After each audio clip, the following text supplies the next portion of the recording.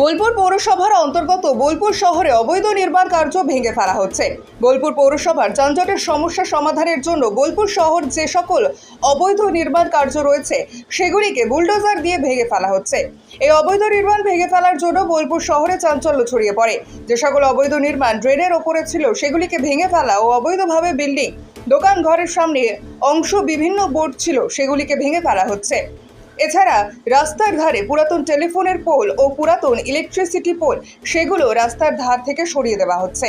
এই অবৈধ নির্মাণ কার্যে ভেঙে ফেলার জন্য আজ স্বয়ং বোলপুর মহকুমার শাসক অয়ন নাথ ও বোলপুর পৌরসভার চেয়ারম্যান মাননীয় পর্ণা ঘোষ মহাশয়া সহ বোলপুরের বিভিন্ন ওয়ার্ডের কাউন্সিলর উপস্থিত ছিলেন।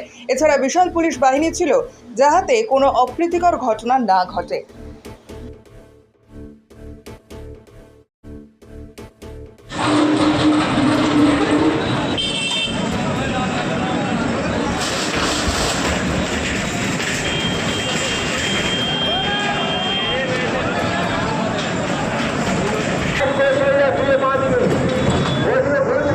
আমাদের দেখুন, প্রথম কথা হচ্ছে আমরা মাননীয় মুখ্যমন্ত্রী মমতা বন্দ্যোপাধ্যায়ের প্রতি আন্তরিক শ্রদ্ধা এবং কৃতজ্ঞতা জানিয়ে বলছি। উনি মানবিক মুখ্যমন্ত্রী, সবার জন্য উনি ভাবেন, আমাদের জন্য ভাবেছেন।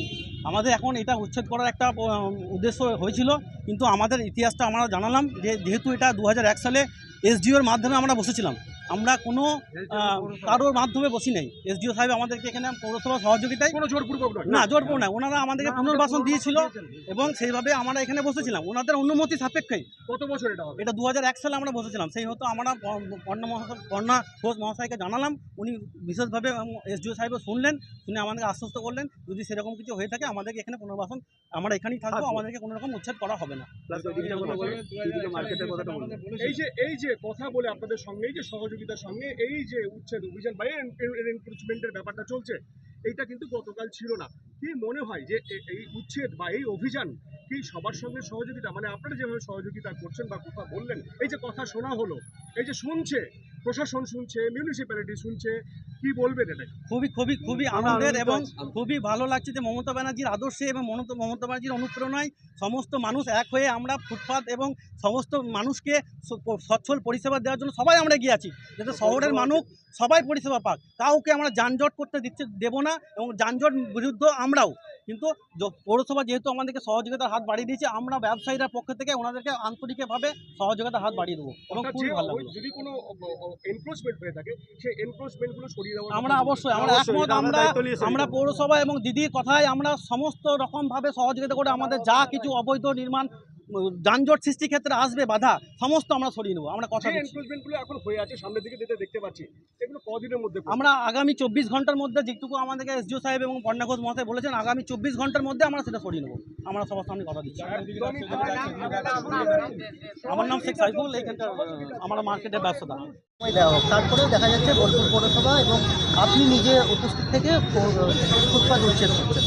না, ফুটপাত উচ্ছেদ না, বিষয়টা বোঝার চেষ্টা করতে হবে। এখানে ফুটপাত যখন ছিল সেটা আছেই, কিন্তু তার পেছনে যে পার্মানেন্ট দোকানগুলো আছে, যেগুলো বৈধ দোকান, তারা কি করেছে, অবৈধভাবে এই ফুটপাতের ওপর তারা টেম্পোরারি কিংবা পার্মানেন্ট কনস্ট্রাকশন করে সেই ফুটপাত দখল করেছে। সেইটা কখনোই বৈধ নয়, কোনো কালেই বৈধ নয়। সেটা তাদেরকে আগে থেকেই বলা হয়েছিল সরিয়ে দেওয়ার জন্য। যারা সরাননি, আমরা টোকেন কিছুটা ভেঙে দিচ্ছি, পরবর্তীকালে তারা নিজেরা সরিয়ে নেবে। সাধারণ মানুষ যারা ব্যবসা করে খায়, যারা ফুটপাতে বসে, তাদের জন্য কি অন্য কোনো জায়গা ভেবে রাখা হয়েছে? দেখুন, দুটো বিষয় গুলালে চলবে না, একটা হচ্ছে হকার আর একটা হচ্ছে দোকানদার। হকারদের ব্যাপারে কালকে মুখ্যমন্ত্রী যে আমাদের নির্দেশ দিয়েছেন সেই অনুযায়ী আমাদের জেলায় এসওপি হবে, তাদের পুনর্বাসনের কি ব্যবস্থা করা যায় সেটা ডিএম স্যারের নির্দেশে পুরো একটা পলিসি ফর্ম হবে। সেটার সাথে কিন্তু আজকের এই অভিযান গুলিয়ে ফেললে চলবে না। আজকে যে অভিযানটা হচ্ছে সেটা ফুটপাতের ওপর পার্মানেন্ট দোকানের যে টেম্পোরারি কিংবা পার্মানেন্ট কনস্ট্রাকশন, যেগুলো আমাদের পথচারীদের তাদের যাতায়াতের পক্ষে বাধা সৃষ্টি করছে, সেইগুলোর ক্ষেত্রে আমরা তাদেরকে সজাগ করছি। বিবাহ হলো সামাজিক মেলবন্ধন, তবে সুপ্রিম কোর্টের নির্দেশিকা অনুযায়ী বর্তমানে আপনার বিবাহকে আইনি স্বীকৃতি দেওয়া অত্যন্ত আবশ্যক, আর যার জন্য প্রয়োজন ম্যারেজ রেজিস্ট্রেশন।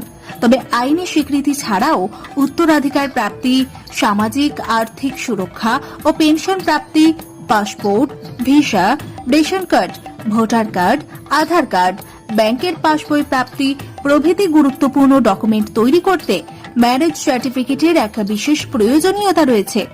তাই আর দেরি নয়, সামাজিক বিবাহের পাশাপাশি বিবাহ রেজিস্ট্রেশনের জন্য চলে আসুন বিবাহ রেজিস্ট্রেশন অফিসে। ঠিকানা রঘুনাথপুর দিনুবাবুর ঘেরার পিছনে কমিউনিটি হলের সামনে। সোম থেকে শুক্র বেলা 11টা থেকে বিকেল 4টে পর্যন্ত ম্যারেজ রেজিস্ট্রেশন করা হয়। যোগাযোগের নম্বর 9635488286, এছাড়াও 700142677721।